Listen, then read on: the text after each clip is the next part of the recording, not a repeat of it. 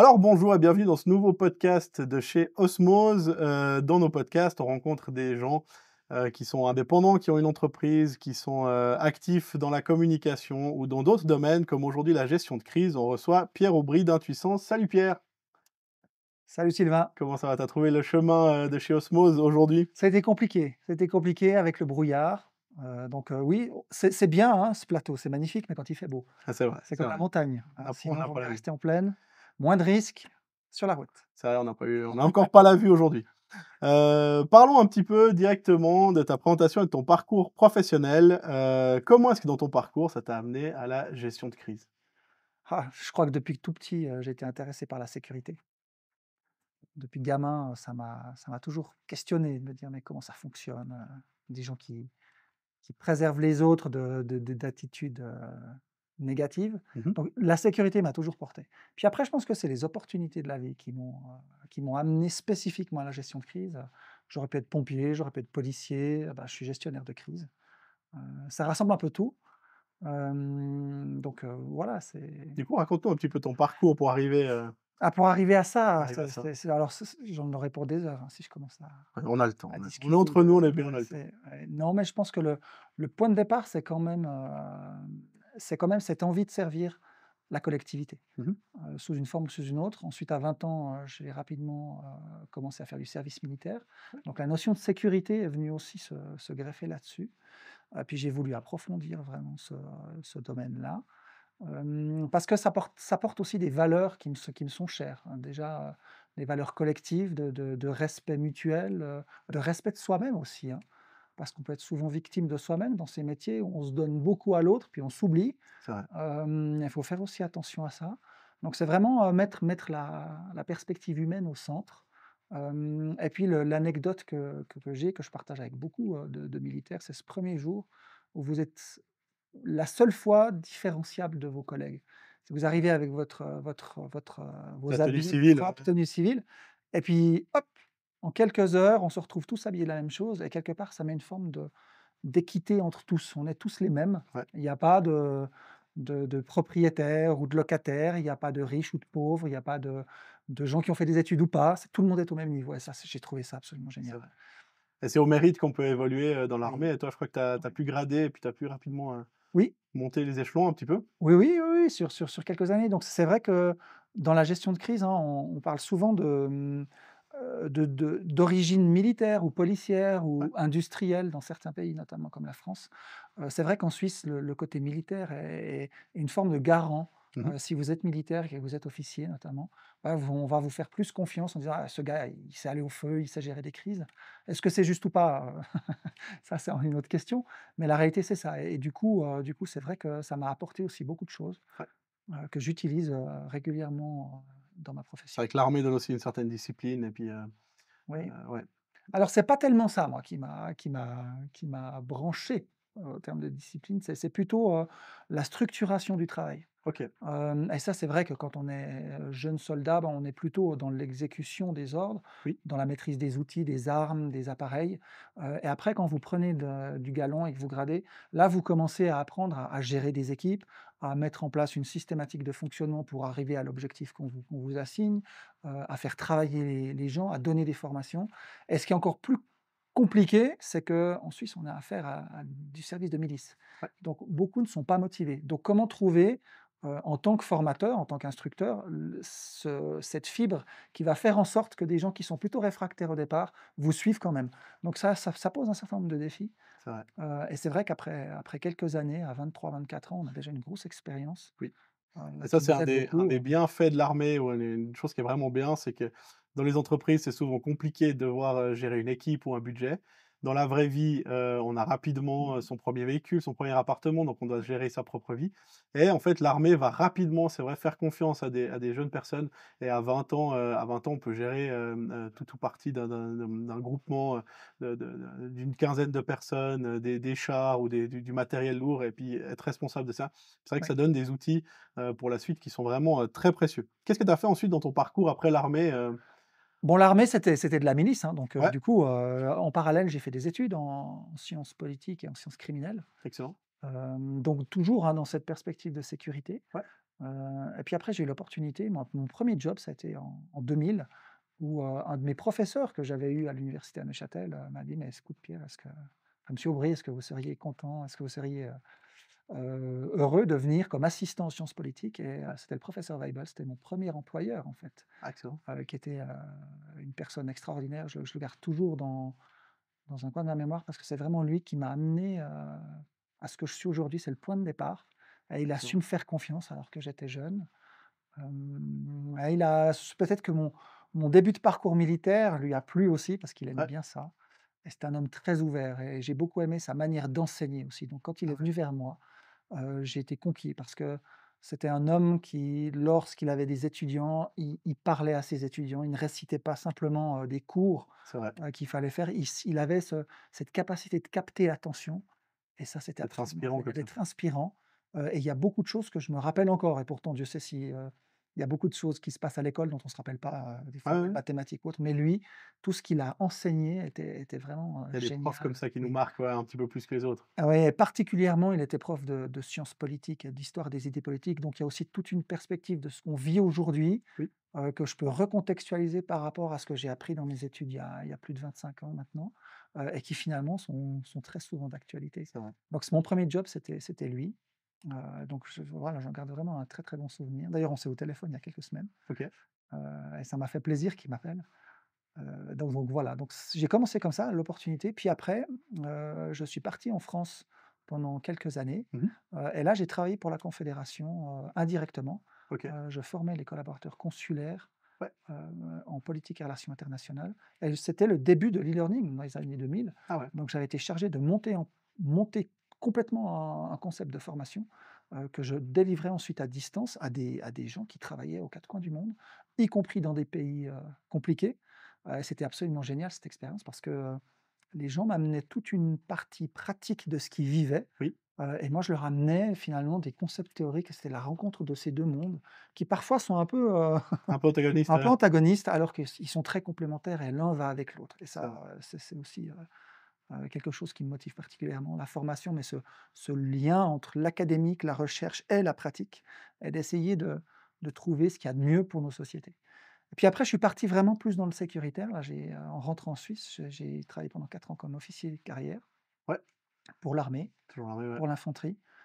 C'était aussi très, très enrichissant, un monde, heu, un monde particulier quand même parce que le monde des instructeurs, on est peu, hein. L'armée suisse est un monde de milices, mais a besoin d'instructeurs pour faire fonctionner le tout, et c'était aussi très enrichissant.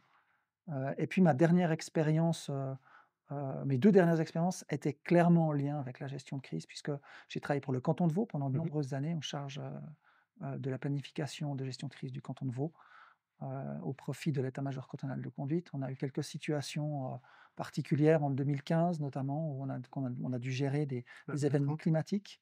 Ah Il y a eu ouais. l'accident de train effectivement à Dayan Alors où moi on étant, a à la protection civile, j'étais mais oui, dans les miliciens qui étaient tout en bas, des maillons de la chaîne. Donc pour ceux qui oui. connaissent pas forcément le système suisse ou même, qui connaissent pas vraiment le système vaudois, donc les MCC, alors il y a différents cantons, on Mmh. en a parlé qui en ont, mais, explique un petit peu ce que c'est, Bah, en cet fait en état-major? fait en fait, depuis 2000, la confédération a demandé à travers, une loi fédérale que les cantons se dotent d'un état-major de crise cantonal. Pour que cet état-major de crise puisse gérer des situations, de catastrophes, de situations extrêmes.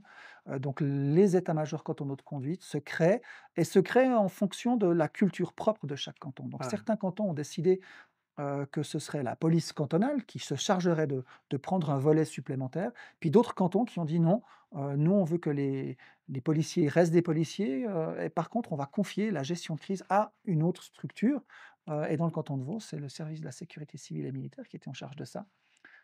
Et ensuite, ben, il a fallu créer un certain nombre de choses. Donc mon prédécesseur, Frédéric Cher, que je salue au passage, mmh mh, a commencé à créer un certain nombre de documents, à ouais. mettre en place des formations, et puis moi je lui ai succédé, fin 2013 à la tête de la protection de la population du canton de Vaud, Mmh. et ça nous a permis finalement de finaliser ce qui avait été entrepris par Frédéric, Oui, à travers, des plans d'intervention, à travers une manière de fonctionner entre tous les acteurs de la sécurité au sens large pour qu'on soit efficace le jour où quelque chose se passe, et c'est surtout en 2015 que ça a commencé. On a eu en 2015, ben, outre, l'événement de Dayan, qui était l'accident de train, sur la ligne du pied du Jura. On a aussi eu en février des épisodes de neige avec Ouais. la bise noire qui avait provoqué beaucoup de problèmes de circulation. On avait même sur le canton, une partie du canton interdit Ah ouais, je m'en les souviens. écoles de pouvoir fonctionner. Donc voilà, ça a été une année qui a été un peu charnière parce qu'elle a permis de confronter ce qu'on avait commencé à créer au niveau intellectuel, Ouais. mais sur l'expérience des gens, de mettre en place des documents qui ont été vérifiés pendant cette période-là. Et puis ensuite, ben, l'état-major s'est créé petit à petit, Puis évoluer comme ça. a évolué. Je ne sais pas à combien ils sont aujourd'hui, mais Frédéric, il était tout seul au départ, ils étaient deux ou trois. Et Mmh. puis au fur et à mesure, sur le nombre d'années, avec Covid, c'est un domaine qui a pris de l'ampleur au niveau cantonal, mais qui permet aussi d'avoir une forme d'assurance parce que C'est vrai. l'état-major est là pour ça. C'est une assurance qui permet de pouvoir quand même continuer à fonctionner, à faire fonctionner l'État, mais aussi fournir à la population ce dont elle a besoin Puis de la dans cette situation. transversalité, parce que c'est vrai qu'ils ont Oui, l'habitude de travailler entre eux, mais il y a, oui, police, pompiers, les oui, services sanitaires, ambulances. Moi, je fais partie de la protection civile, par exemple, oui, protection civile. C'est vrai que l'état-major cantonal de conduite, ils sont en noir, on a chacun exactement. notre couleur. Eux, ils sont en noir et vert comme le canton et ils font la transversalité et puis Oui, ils peuvent, coordonner les choses, mais chacun reste maître de son, département dans lequel il est doué, ouais.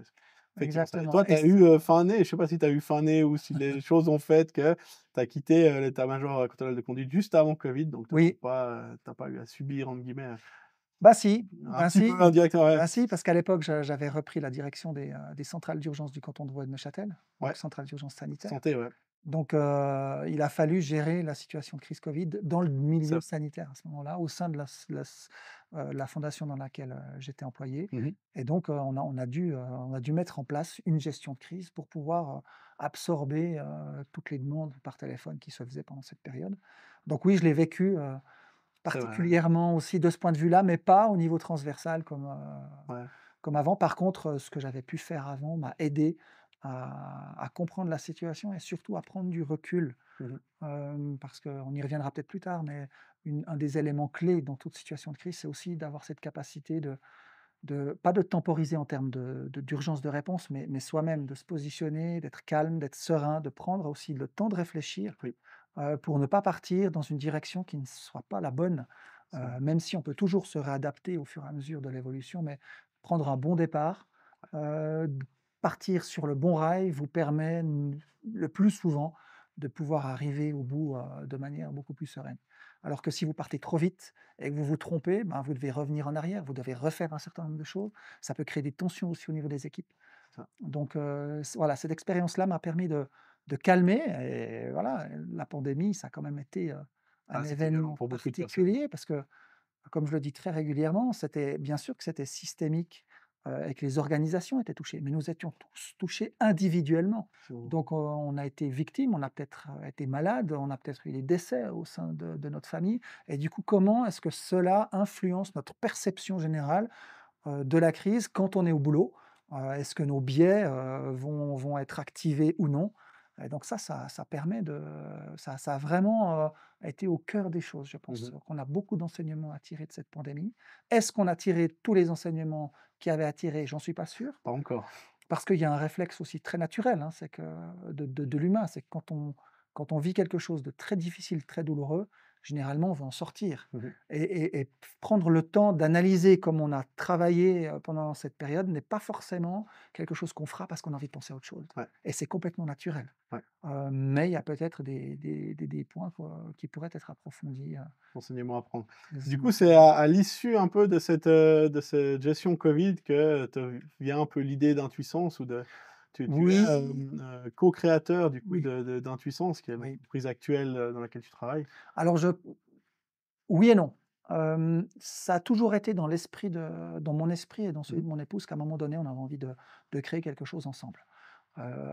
Et ça, ça fait plusieurs années déjà, c'était bien avant 2020 et la pandémie. Ouais. Donc ça faisait déjà quelques années que j'avais ça dans l'esprit, tout en me disant: «Non, non, non, tu es un serviteur public, Mmh mh. donc continue dans le public, c'est ta place».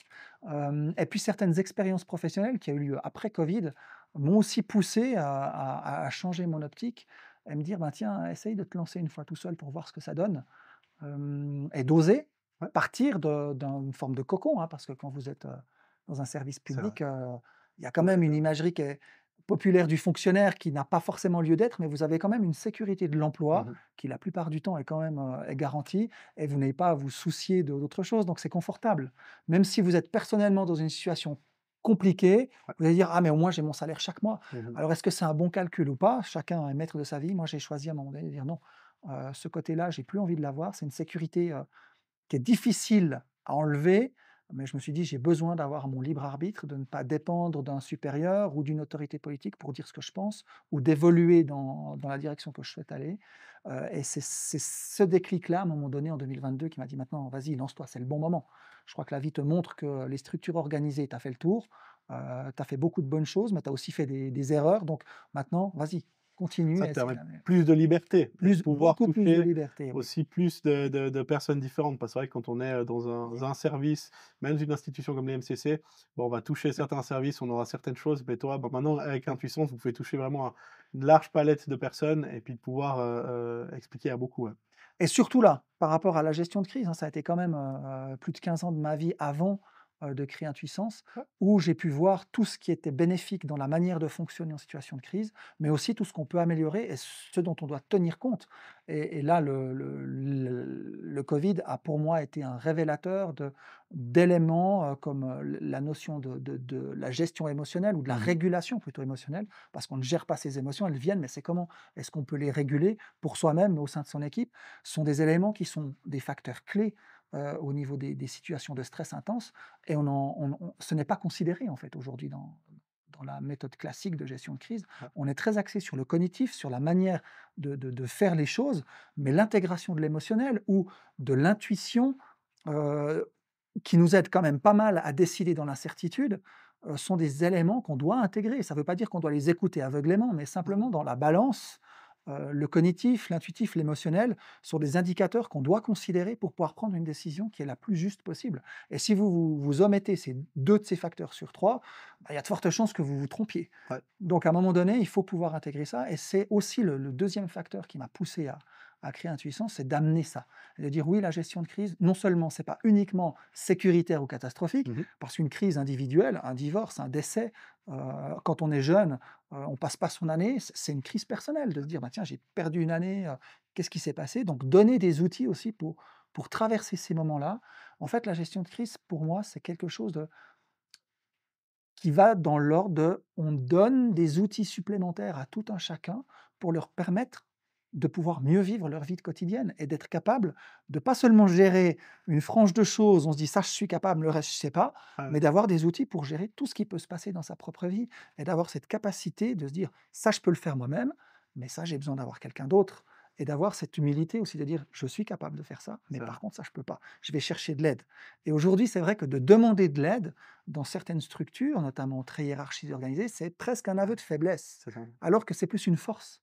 De dire: «Je sais où sont mes limites et maintenant je sais où je peux aller demander de l'aide». Donc quelque part, c'est ça. C'est mon message aujourd'hui, il est de dire: «La gestion de crise ne doit pas faire peur». On doit plutôt se dire: «OK, c'est un outil supplémentaire que j'ai dans ma besace et qui va me permettre individuellement, collectivement, de gérer, tout ce qui va se C'est ça. produire dans ma vie». Moi, j'ai toujours entendu on m'a toujours dit qu'une crise, c'est quelque chose qui ne peut pas être géré par les moyens normaux. Mmh. Typique, voilà, 30 personnes qui débarquent, ici dans le bureau ou dans le studio, ben, on n'a pas la place physiquement de les mettre, donc ça devient une crise. Comment est-ce qu'on peut accueillir ces Oui. gens? Voilà, dès que ça dépasse les moyens, sauf erreur, s'il y a un accident de la route, Mmh. entraîne plus d'une dizaine de blessés, ça implique d'appeler Oui, tellement d'ambulances que ça va fragiliser d'autres places, donc c'est aussi considéré pour eux oui, comme une crise et cetera et cetera. Donc est-ce que c'est juste donc du coup, on peut le mettre, comme tu disais, à oui. n'importe quel niveau. Des moments où on n'a pas assez de moyens sur le moment pour résoudre la situation, c'est qu'on est dans une crise. Ça peut être résumé comme ça, c'est la manière, on va dire, la plus simple, mais pour moi, c'est beaucoup plus complexe. Parce que, en fait, la crise va débarquer à un moment donné avec des notions souvent de surprise et de Ah temporalité, aussi, ouais. qui sont réduites dans l'intervention, qui va dépasser votre sphère de compétences, mais en même temps, hem, ça dépend de la culture que vous avez au sein de votre entreprise, de votre famille ou vous-même, comment vous vous percevez. Parce que certaines personnes sont capables de gérer beaucoup plus de choses que d'autres. C'est ça aussi. Et donc, du coup, une crise pour une société X ne sera pas pour une autre parce qu'elles n'ont pas le même fonctionnement, elles n'ont pas les mêmes personnes qui la composent. Donc ça dépasse Par contre, de la simplifier avec, de dire: «Voilà, tout ce qui sort de ce que je peux pas gérer, c'est de la crise», bah, ça permet de rassurer parce qu'on se dit: «Bah, voilà, ça je maîtrise pas» et ça permet de quelque part d'objectiver quelque chose. Mais pour moi, c'est beaucoup plus complexe que ça.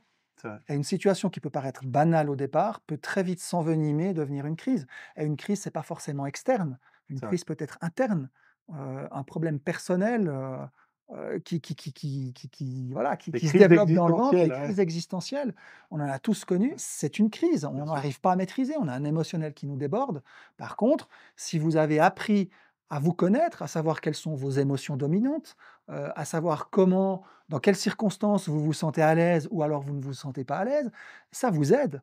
Donc, mieux on est préparé, plus on a d'expérience de vie, plus on sera à même De pouvoir la gérer, de ouais. pouvoir la gérer, la maîtriser, c'est un bien grand mot, mais à pouvoir essayer de faire au mieux dans ce qui se passe. Passer à travers. Bon, Passer du à coup, travers. avec tout ça, alors, qu'est-ce que c'est Intuissance? En quelques mots, qu'est-ce que c'est Intuissance? Alors, notre cabinet Intuissance qu'on a créé avec Mylène, c'est vraiment, heu, un cabinet qui a pour but d'aider les particuliers, les entreprises, les collectivités publiques à augmenter leur capacité à résoudre toutes les situations qui se présentent.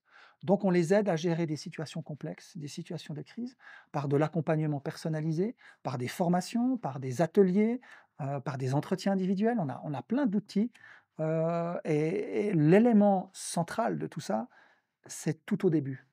On arrive et on doit absolument s'immerger et arriver à reconnaître l'environnement de l'entreprise dans laquelle on va ou du service public pour connaître sa culture, les gens qui la composent, parce que la réponse qu'on va leur donner ne sera pas la même qu'à une autre entreprise parce que c'est simplement pas la même culture et c'est pas les mêmes personnes qui la composent. Donc on va vraiment faire du sur-mesure et on est là pour ça. On est vraiment là.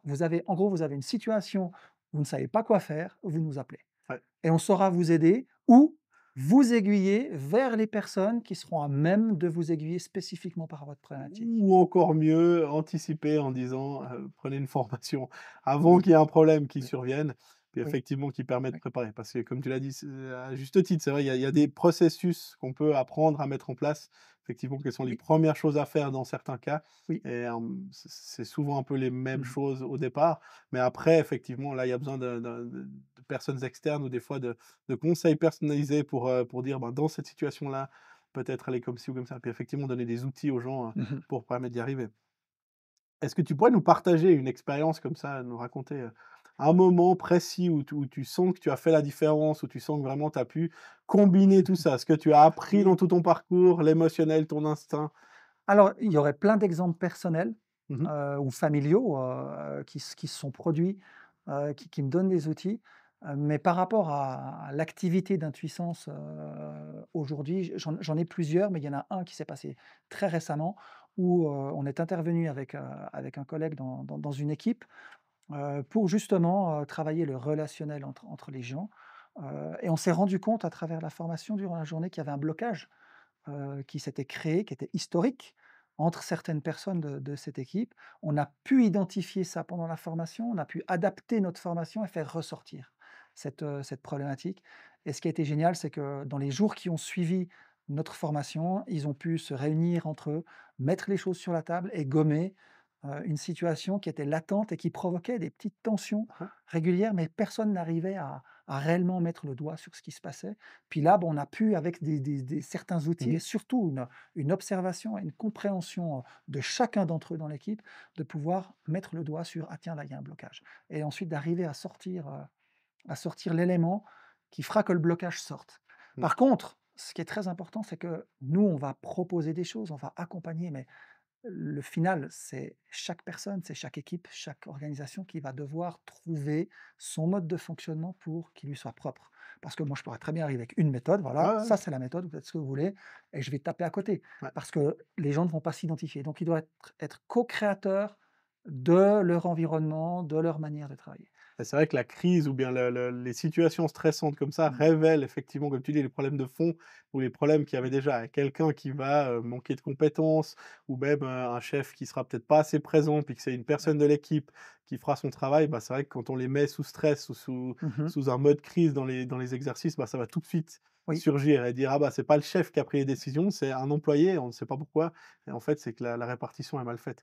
Puis c'est vrai que c'est les avec Intuissance, proposer aussi des exercices ou des Mmh. façons de mettre les gens comme ça, rapidement sur une demi-journée, une journée, vraiment dans le bain. C'est vrai que ça, c'est quelque chose de très précieux à mon avis. Donc soit les gens, ils disent: «Non, non, mais nous, on a besoin d'être formés, on a besoin d'être accompagnés et Mmh. puis ensuite on peut être entraîné». Puis c'est vrai que ça peut aussi attaquer dans l'autre sens en disant: «Non, non, Mmh. mais nous, on est au point. OK, alors on va vous entraîner» et puis vous verrez très bien à la fin de la journée si vraiment tout est c'est vrai qu'il y a souvent des petites choses à améliorer. Tu interviens souvent dans les contextes tendus ou sous stress. Oui. Si on peut donner comme ça les généralités, quelles sont à peu près, les premières choses à faire quand tout s'emballe, quand tout commence à partir dans tous les sens? Voilà, j'arrive au bureau, il Mmh. y a une grosse catastrophe, qu'est-ce que je fais? La première des choses que j'invite toute personne, c'est de prendre quelques instants pour se poser.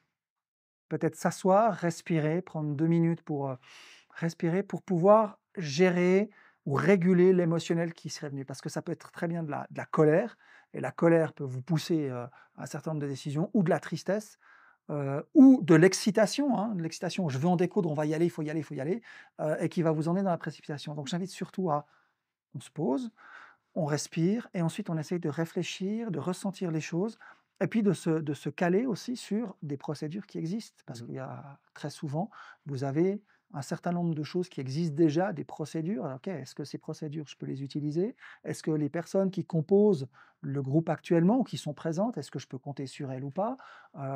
Qui est-ce que je dois appeler? Enfin, ce genre de questions-là, mais à tête froide. Et puis le deuxième conseil, c'est si vous pouvez à un moment donné vous rassembler à 2 ou 3 personnes pour déjà discuter ensemble, ça évite le fait de partir avec des biais individuels qui peuvent vous faire partir dans la mauvaise direction, mais et aussi, vous rassurer. Parce que vous vous mettez à 2 ou 3, la situation de crise généralement elle vous Ah, elle bloque, paralyse, elle vous bloque et le fait d'être 2 ou 3 vous permet déjà: «OK, je suis pas tout seul, on peut faire ça ensemble». Ce qui ne vous départit pas de votre, rôle de responsable si vous êtes responsable, mais de pouvoir partager dans un climat aussi serein, qu'il le soit, ça me paraît être, important. Donc ouais, un, on se pose, on analyse à froid, on essaie de faire baisser l'émotionnel et puis 2, c'est d'essayer d'échanger avec deux trois personnes clés autour de soi. j'avais entendu à la police cantonale ça, ils disaient, «Du calme, c'est urgent». Oui? Justement, plus c'était urgent, plus ils disaient du calme et puis, moi je l'ai vu, vraiment de mes yeux entre un adjudant, plutôt Mmh. senior et un jeune, tout frais, sorti de l'école qui sont partis en même temps, sur une intervention et le jeune, partait ici comme ça, clac clac, prendre un truc, prendre ici et tout ça et quand il est arrivé dans Oui. la voiture, l'adjudant était déjà assis à côté et puis il était prêt. Il a été 2 fois moins vite, mais chaque geste était calculé, Mmh. millimétré, il a rien oublié, il était prêt au final avant. Donc c'est vrai que prendre un peu du recul, puis d'aller calmement, on peut Ah, puis là, effectivement tu être mets le plus doigt efficace. sur 2 choses clés à mon sens. La première, c'est l'expérience. Ouais. L'expérience de vie fait que plus normalement on prend de l'âge, plus on est à même de pouvoir, mieux gérer les choses parce qu'on a déjà vécu, Mmh mh. un certain nombre de situations. Et puis la deuxième, c'est que cette notion d'urgence ou de crise n'est pas la même. Mmh.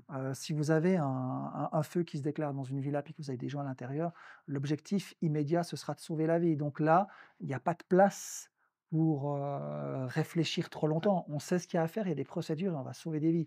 Donc il faut faire aussi attention à ça, de dire: «Ah non, je ne m'assieds pas 5 minutes, puis j'attends de Ouais, voir ouais. que ça pa» non, parce qu'il y a urgence et donc je réponds à l'urgence. Par contre, si vous avez quelque chose de plus global, vous allez peut-être prendre plus de temps pour pouvoir essayer de mieux cerner les choses. Mais voilà, de nouveau, ça en appelle à votre connaissance de vous-même, de Mmh. savoir quels sont vos rouages de motivation, comment vous fonctionnez, aussi de savoir quelles sont vos faiblesses. Donc, typiquement, si je suis en colère dès qu'une situation stressante arrive, OK, ben, qu'est-ce que je fais par rapport à cette colère? Parce que j'ai Ouais. pas envie qu'elle se transmette partout Mmh. et que toutes nos décisions soient prises dans le stress, dans l'énervement, parce que je suis une personne énervée. Non. Qu'est-ce que je fais pour apprendre à gérer ma colère et à pouvoir la calmer quand je suis dans des situations stressantes?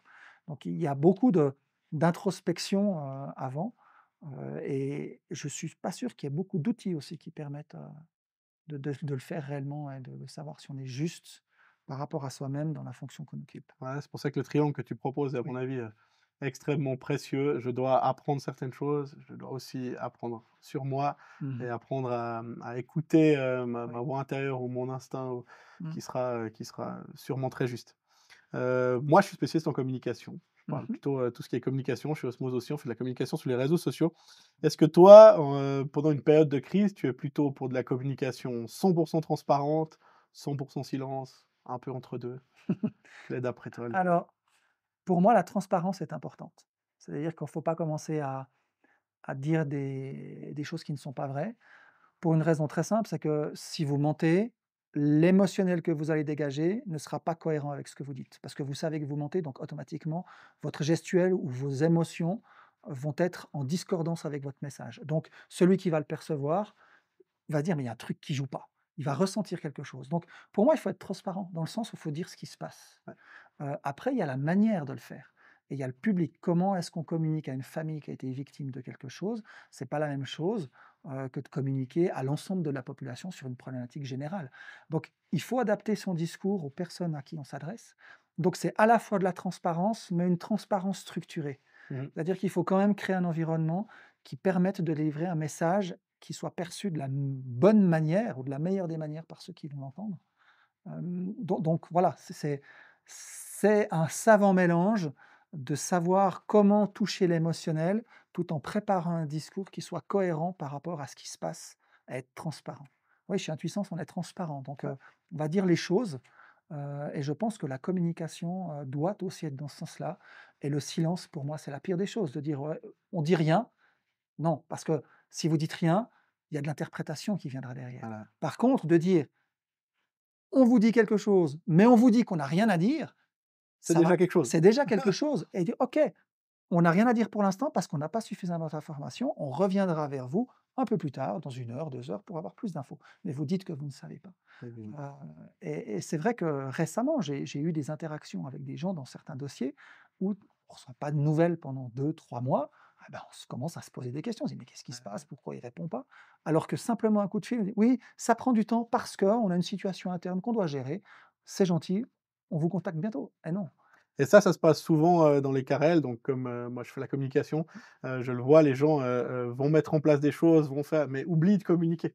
Oui, Oublient souvent de communiquer même à l'interne, oui. même aux collègues de droite et de gauche bah, je te disais, l'autre jour que dans une situation où tout le monde Mmh. communiquait entre les portes, mais n'ont pas fait un point de Oui. communication et ça, c'est des erreurs qui sont flagrantes et qui surviennent justement plus on est sous stress, plus c'est Mmh. compliqué et on va oublier de communiquer et comme tu dis, ça va créer des messages, les gens vont inventer les choses ou vont Mmh. prendre des bribes de ce qu'ils pourront prendre, puis essayer de rapiécer les morceaux parce que ça, c'est très important pour chacun et Oui, pour l'humain oui. d'avoir une cohérence. Puis ils vont toujours chercher la facilité. C'est ce Mmh. qui fait que souvent les gens se critiquent entre eux. C'est toujours plus facile de dire: «Ah, de trouver le chemin le plus court», tu vois? «Il a fait Oui. ça parce que, il était jaloux, ci ou ça». Enfin voilà, les gens vont toujours chercher le chemin le plus court. Ça a explosé parce que c'était pas entretenu, ça a cassé parce que tu vois, ils vont toujours trouver la solution la plus simple et la plus courte.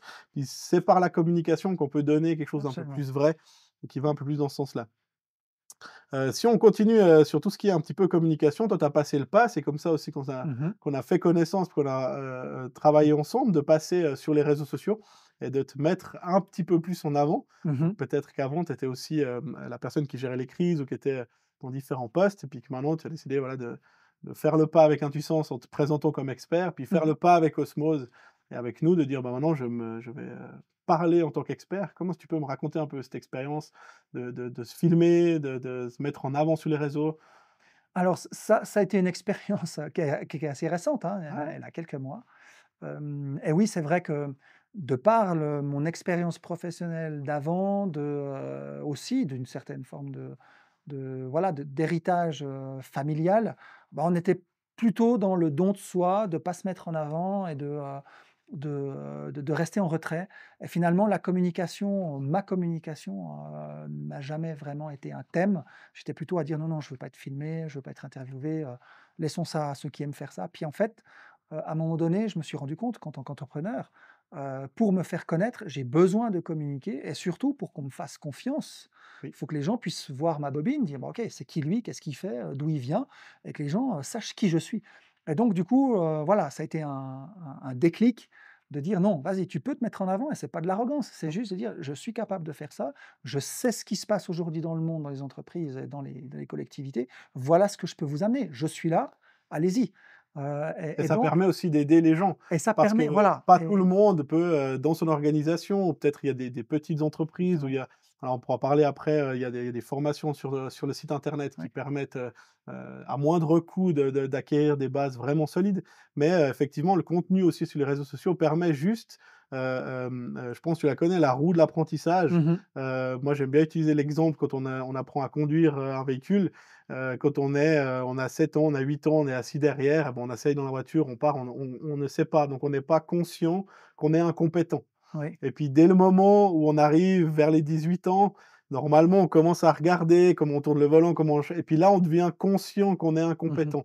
Et pour moi, ça, c'est la première Oui. chose hyper importante dans l'apprentissage, c'est de prendre conscience, là, il y a tout un éventail de choses dans lequel je ne suis pas compétent. Et Mmh mh. après, tu vas passer à la troisième étape qui est de devenir compétent consciemment. C'est-à-dire que tu vas conduire, mais on peut ni te parler, ni toi parler, parce que tu es là, je mets la première, je débraye, je mets la première, je rembraye. Enfin, tu vois, tu Ouais, fais ouais. consciemment les choses, Ouais, et ouais. là, tu es consciemment compétent. Puis après, quand tu conduis depuis des années, tu deviens, inconsciemment compétent, c'est-à-dire que tu peux, boire quelque chose, répondre à une question, enfin, tu vois, interagir avec Ouais, quelqu'un, te ouais, c'est demander ce que tu exactement vas ça. encore faire ce soir, Ouais. et pourtant tu fais aucune erreur, de route, Mmh mh. tu vois? Et donc, ce qui est aussi, je pense, le 1er point que tu peux donner grâce aux réseaux sociaux, c'est juste peut-être aux gens, Oui. les rendre conscients que peut-être il y a tout ce volet-là où ils étaient pas, ils manquent peut-être de compétences. Puis instinctivement, on va faire des choses bien, mais que: «Ah, peut-être là, je pourrais travailler», parce qu'effectivement, je suis très, très, très inconfortable avec, Ouais. des choses qui surviennent dans ma vie ou dans mon professionnel. Du coup, je vais me former, je vais faire ça, et je vais apprendre et puis évoluer avec ça. Bah, c'est exactement ça et du coup, c'était vraiment de oui, oui, entrepreneur, mais il y a toujours cette notion de service à l'autre pour lui donner, des outils pour pouvoir gérer les choses. Moi, je ne suis pas un financier, je ne suis pas un manuel, donc si j'ai besoin d'avoir un financier ou du manuel, j'irai chercher la compétence là où elle existe et j'ai l'humilité suffisante de dire: «Ça, j'en suis pas capable». Donc Voilà. je suis très content, à travers les réseaux ou le réseau personnel, mais aussi les réseaux sociaux, d'avoir des gens qui se mettent en avant, ils disent: «Ben, ça, je sais faire». Je dis: «Ah super, tu réponds à mon besoin, donc je viens vers toi». Donc du coup, j'applique la même chose, pour ma société en disant: «Ben, voilà, je suis capable de donner ça, de vous donner ça, Ouais. en termes de gestion de crise, donc voilà, je suis là à dispo». Donc ce transfert a été super intéressant à faire et puis c'est vrai que je me rappellerai toujours, hein, quand j'étais enfant, la première poésie que j'ai dû réciter devant la classe, Ouais, c'est ça dur. a été un enfer. Ouais. Et j'étais pas du tout à l'aise de parler devant mes camarades d'école, tout timide, et puis au fur et à mesure des années, bah, on commence à s'aguerrir. L'armée m'a aussi beaucoup aidé, Ça, c'est hein, vrai. puisque très rapidement, tu te retrouves en face d'un groupe de 7-8. Après quand tu es chef de section, ben, il y a une trentaine de personnes, donc tu es obligé d'apprendre à communiquer et aujourd'hui, je suis beaucoup plus à l'aise, à discuter, en plénum dans des Je sais conférences pas si c'est et ça pareil à m'a aidé. l'armée, mais, moi j'ai vu beaucoup les pompiers. Les Mmh. pompiers, quand ils sont stressés pour parler, je sais pas si tu as déjà vu, ils se lavent les mains. Ah Ils oui, sont en oui, train de oui, se frotter les mains comme oui, ça. Puis ça, aussi. on voit tout de suite, c'est ceux qui sont stressés. Ceux qui sont pas stressés, ils vont avoir les mains qui sont libres, mais Oui. les autres, ils vont se frotter les mains comme ça, c'est vrai.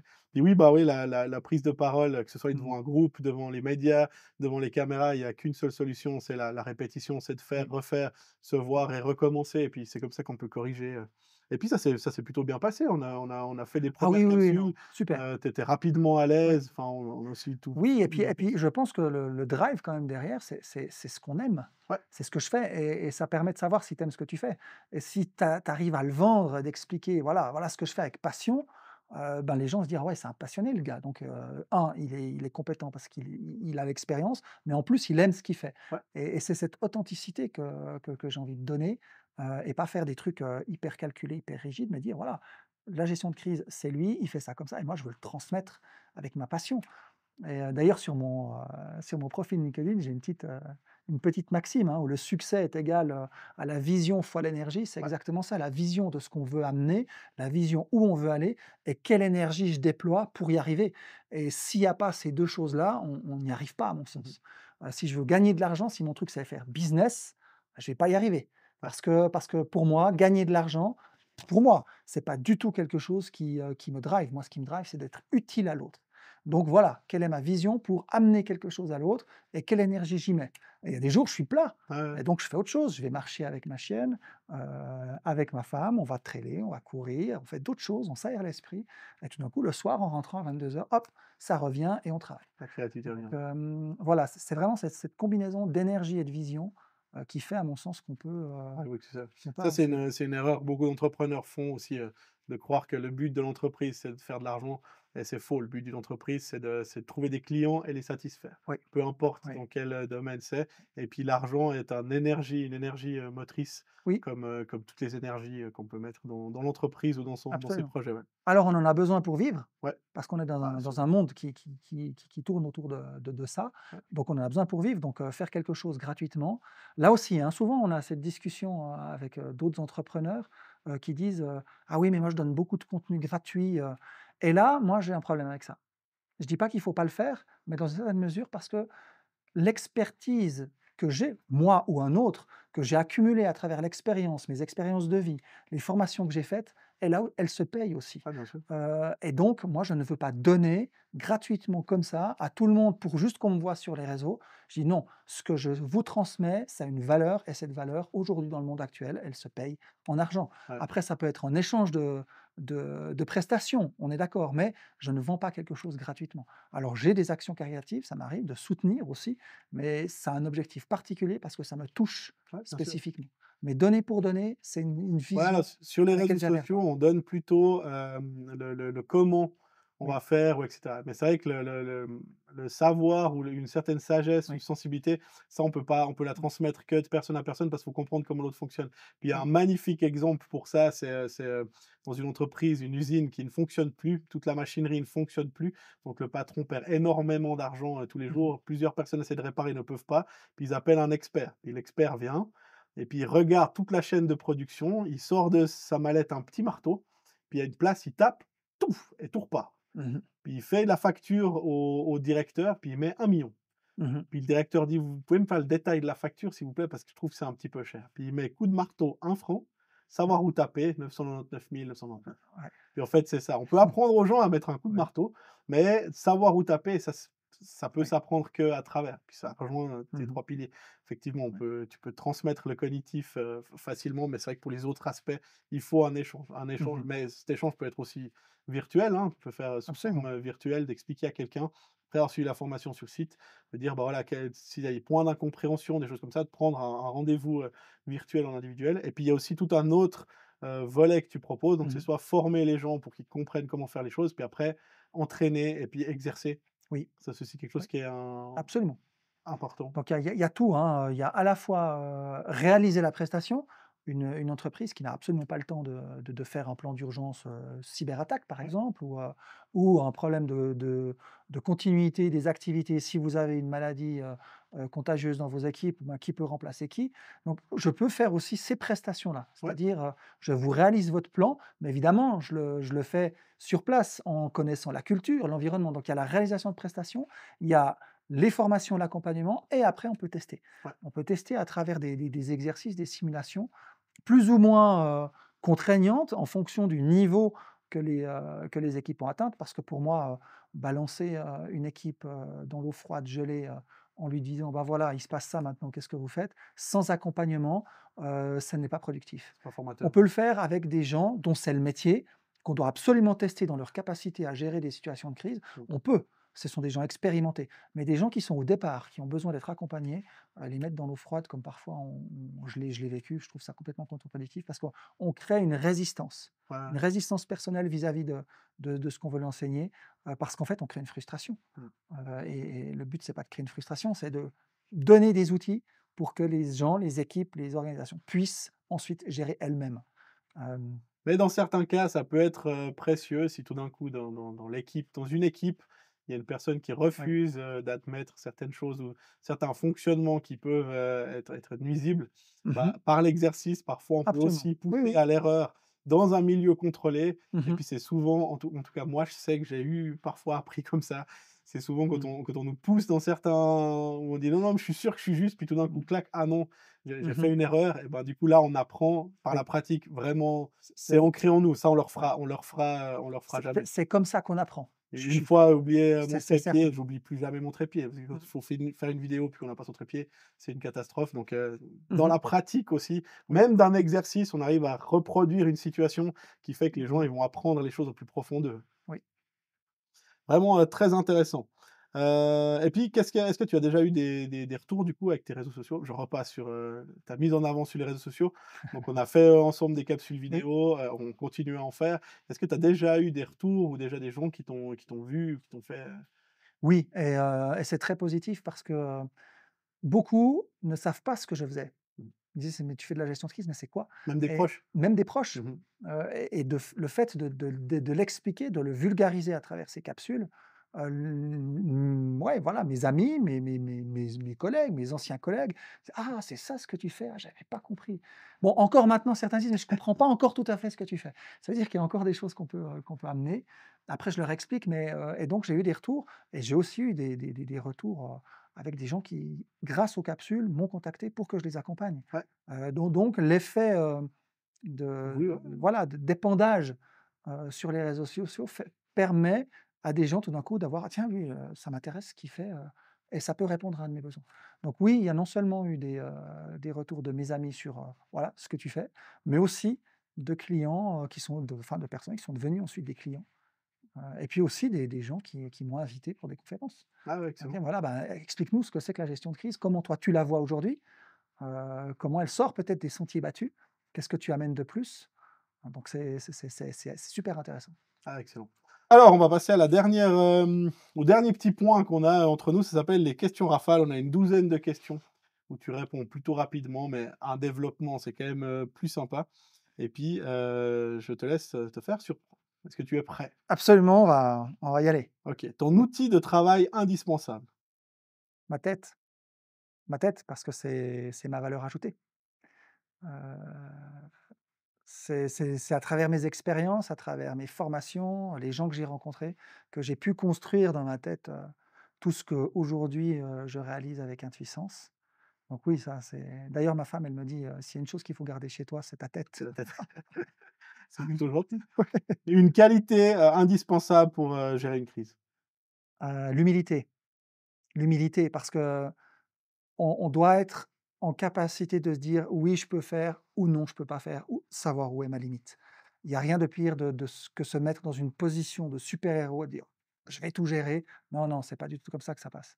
On a besoin de rassurer ses équipes si on est un manager, c'est une chose, mais il faut avoir cette humilité de dire: «Non, la situation elle est là» et d'ailleurs de dire: «Gestion de crise», c'est un peu space, hein, parce que quelque part la crise, j'aime beaucoup, l'auteur qui s'appelle Raphaël de Vittoris, hein, qui a écrit, juste à Covid, justement ses réflexions sur la gestion de crise et plutôt sur le fait d'être surpris, d'accepter d'être surpris et de pouvoir gérer cette surprise avec les moyens qu'on a, et j'aime beaucoup cette approche-là parce qu'elle sort un peu de ce dogme, du patron tout puissant qui sait tout, C'est tout. non et c'est cette humilité, je pense, c'est vraiment la base de tout. Bah, j'y viens. Un film ou un livre qui t'a, inspiré? Ah, il y en a beaucoup et pas par rapport à la gestion de crise, mais pour moi le Cercle des poètes disparus, hein, qui est Ah ouais. j'avais 18 ans et demi quand il est sorti, sauf erreur, hein, ou non, un peu plus jeune, et c'est un film qui m'a beaucoup marqué par rapport à cette notion de vivre l'instant. Le passé, oui, c'est une expérience, le futur, on ne le connaît pas, il va se dessiner. C'est dans l'instant présent qu'on vit, c'est ce fameux carpe diem. Mmh. Et ça m'a beaucoup révélé parce que j'étais surtout dans la perspective. Il faut passer son année parce qu'après l'année, ben, on va faire telle chose ou alors oui, je dois bien m'entraîner parce que ce week-end, j'ai le match de foot qui vient, donc il faut que je sois prêt pour mon match de foot. Et on oublie en fait de vivre l'instant, et de se remettre dans l'instant est quelque chose qui est fondamental. Donc ça a été une forme de déclic. Après comment je le prends pour moi, et comment je le fais vivre en moi, ça c'est encore une autre histoire. J'ai mis plusieurs années avant de vivre l'instant et d'arrêter de me préoccuper de ce qui pourrait se passer dans quelques heures Bien ou sûr. Une erreur courante à éviter, en gestion de crise? bah, d'aller trop vite. C'est celle de vouloir tout de suite tout régler et de se projeter dans le résultat final. Heu, il faut être capable de dire: «OK, on ne sait pas, on prend le temps de faire les choses petit à petit». Covid a aussi été un très bon révélateur parce que là, dans la notion de temporalité, on était plus dans l'incertitude de comment ça allait évoluer. Mmh. Bon, on n'a pas de réponse, alors faisons avec ce qu'on a et construisons petit à petit, en évitant peut-être de trop lier nos décisions à quelque chose, qui n'est pas clair. Donc attendons peut-être de prendre certaines décisions et avançons tranquillement. Donc c'est vraiment pas prendre son temps dans le sens lenteur, mais Ouais, ouais. prenons le temps de bien peser les choses pour pouvoir aller dans la bonne direction que tu Moi, j'aime décides. bien, je visualise ça avec de l'eau. Le Mmh. rythme de l'eau, Oui, si on accélère en ramant ou en nageant trop vite, on n'arrive plus à avancer. Il y a oui, un rythme et puis on oui, peut aller très vite, mais il oui, faut prendre ce bon rythme, oui, puis mettre, du tempo, ouais. exactement. Ton mantra ou une citation? Ah bah, mon mantra, c'est alors je fais de la de la méditation transcendantale, donc j'ai mon propre mantra, méditatif, mais c'est vrai que, ce que je disais tout à l'heure, hein, succès égale vision fois énergie, c'est quelque chose qui me parle bien. Le réseau social que tu utilises le plus? LinkedIn. LinkedIn. Le conseil qu'on t'a donné et que tu n'as jamais oublié? Heu, Ah, ben il a oublié. Ça a été non, non, non, non, Bon, j'y réfléchis parce que on te le fait. il y a beaucoup de gens qui m'ont donné beaucoup de conseils dans leur vie et il y a plein de bonnes choses qui sont ressorties, mais il y en a un, à mon sens, qui est le plus important, qui est venu de mon grand-père il y a très longtemps, dire: «Mais sois toi-même. N'essaye pas de plaire, tu es quelqu'un d'unique comme tout le monde, tu as tes qualités et tes défauts et la seule personne qui qui est importante pour toi, c'est toi. Tu peux aimer, mais il y a que toi qui peux, être acteur. Donc sois qui tu es de manière authentique et avance avec tes qualités, tes défauts, puis avance, mais sois qui tu es» et ça, je pense que c'est le meilleur conseil qu'on ait pu me donner. Magnifique. Une figure historique que tu admires et pourquoi? Ah, j'en ai beaucoup, j'ai toujours aimé les grands héros de guerre aussi, ouais, ce côté un peu, voilà, on rentre super-héros, hein, que je décris Ouais, aussi, mais je dirais que, il y a un politicien dans mon histoire récente qui m'a beaucoup marqué, c'est quand même Barack Obama. Aussi par sa rhétorique et la manière dont il exprimait les choses. Alors oui, je sais aussi que je suis après, mais que c'est un de ceux qui a le plus utilisé, les drones et puis les attaques individuelles. Oui, d'accord, voilà, on n'arrive pas là-haut comme ça, mais je pense que c'est une figure historique, moderne qui me parle bien de par, une forme de simplicité d'expression, de courage de ce qu'il dit, de positionnement. Ça a été quand même le 1er, président afro-américain, de l'histoire. Donc voilà, il représente c'est vraiment, je pense, dans le monde moderne, c'est peut-être celui qui m'inspire le t'inspire, ouais. plus. Un conseil pour rester calme sous pression? Respirer. J'aime bien parler de la technique de la cohérence cardiaque, Ah ouais. les fameux 5-5-5. On inspire 5 secondes, on expire 5 secondes et on fait ça pendant 5 minutes et comme ça, on remet en fait tout notre système respiratoire et cardiaque, dans un rythme posé et ensuite on peut commencer à avancer. Donc j'adore le 5-5-5. Alors, entièrement vrai, j'utilise aussi, c'est Mmh. très efficace. Une compétence essentielle pour un gestionnaire de crise aujourd'hui? Bon, on a déjà parlé de Ouais, on l'a dit l'humilité tout à avant, l'heure. c'est plus une qualité, mais la compétence, je pense qu'il y a quand même une capacité d'analyser quelque chose de complexe. Donc cette capacité d'analyse, qui me semble très importante quand on est en charge de gérer une situation, afin de ne pas laisser passer certains signaux, certaines informations peut-être clés et d'avoir cette capacité de vue d'ensemble. Ça me semble, de compétence, hein, après qualité, on parlait de l'humilité, cette compétence-là. Quand même, si tu dois choisir entre instinct et méthode. Ah! C'est Joker. Joker parce que pour moi les deux sont là. Il faut avoir une certaine méthode, aussi pour se faire comprendre, mais l'instinctif est quelque chose, qui est important. On ne parle pas d'instinct ou d'intuition, divine. On parle de connaissances qui sont acquises par le cerveau à travers les expériences de vie, qui sont stockées dans une partie du cerveau et qui reviennent de manière instantanée dans certaines situations pour nous dire: «Là, fais gaffe». Donc ça ne veut pas dire qu'ensuite on doit suivre son instinct aveuglément. C'est simplement dire: «Ah, j'ai un truc qui m'est venu, qu'est-ce que j'en fais?» Donc on prend l'instinct et on le rentre dans la méthode. C'est plutôt comme ça ou dans une méthode, parce qu'il y a pas la méthode, mais une méthode qui est la plus adaptée à ce moment-là. Donc c'est un savoureux mélange, je trouve, entre les 2. Et puis on y rajoute la petite cerise émotionnelle et c'est les 3 éléments, qui nous permettent de naviguer.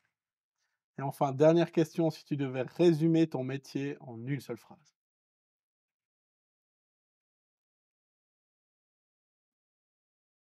Contribuer à résoudre des situations complexes ou de crise. Magnifique. Est-ce que tu souhaites, rajouter un petit quelque chose? Un grand merci pour Ouais, merci beaucoup ce à toi aussi. podcast, Ouais, Osmose. merci Ça me fait beaucoup d'être vraiment venu chez plaisir. nous. Je te remercie infiniment. Donc vous nous retrouvez, Pierre et moi sur le site internet Intuissance, sur lequel il y a également des formations en ligne. On peut prendre contact avec toi. Donc n'hésitez pas à suivre Pierre sur les réseaux sociaux ou à aller consulter le site internet d'Intuissance et puis nous, on se retrouve tout bientôt pour un prochain podcast.